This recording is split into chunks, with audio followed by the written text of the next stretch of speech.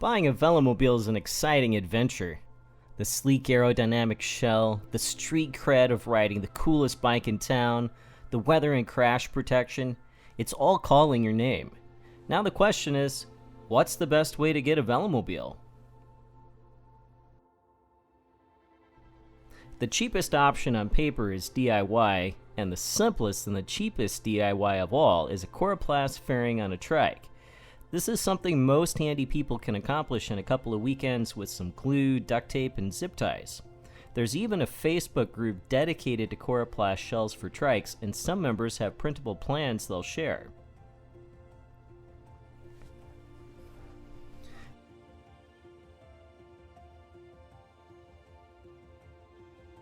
For those more seriously into DIY, a composite monocoque is the next step up from Coroplast. This will involve designing forms and molds or templates if you opt for cedar strip technique. You'll need knowledge of CAD and aerodynamic designs so you can calculate load paths and figure out dimensions to ensure you fit. You also will need to carefully align the drivetrain and have a good grasp of steering geometry. A temperature-controlled space to work in is necessary to control the curing process for epoxy resin. Weight can add up quickly when going the DIY route, so you'll want to study existing designs to get a good idea for what areas need structural reinforcement and which areas you can go super thin.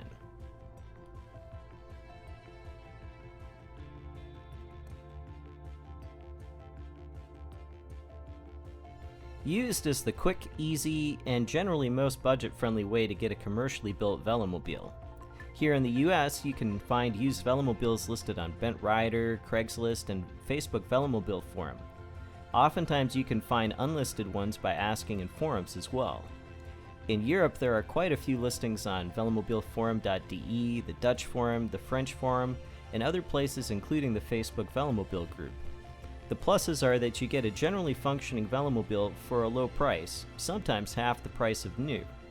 If you pay a visit to the seller, you can try before you buy, check fit, and have a good look at it to determine the condition of the bike. The downside is that not all owners may be fully aware of the condition of the Velomobile and may not have done regular maintenance. You also don't get to choose your preferred color, drivetrain, and options. Swapping those things will, of course, add to the purchase price.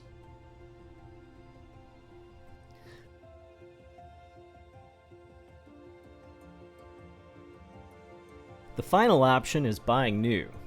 The obvious downside here, of course, is expense. Besides the cost of a new Velomobile, there's also import duty, shipping, and sales tax depending on your country. It can also be a 3 to 6 month wait depending on model and shipping method. The benefits are you get to pick the model, colors, and features that work best for your riding situation. In addition, you get a Velomobile that has undergone an extensive check process at the factory and dealer, along with a factory warranty and dealer support. For those ordering through a dealer, you have the option to pick the bike up at the dealer where you can get help dialing in your seat and bottom bracket position, learning how the Velomobile handles, tips for maintenance, and a final verification that you're getting everything you ordered.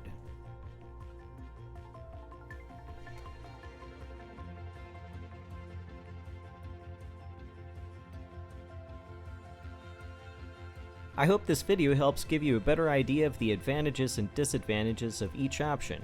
If you have questions, don't hesitate to contact me at info@northlandvelo.com.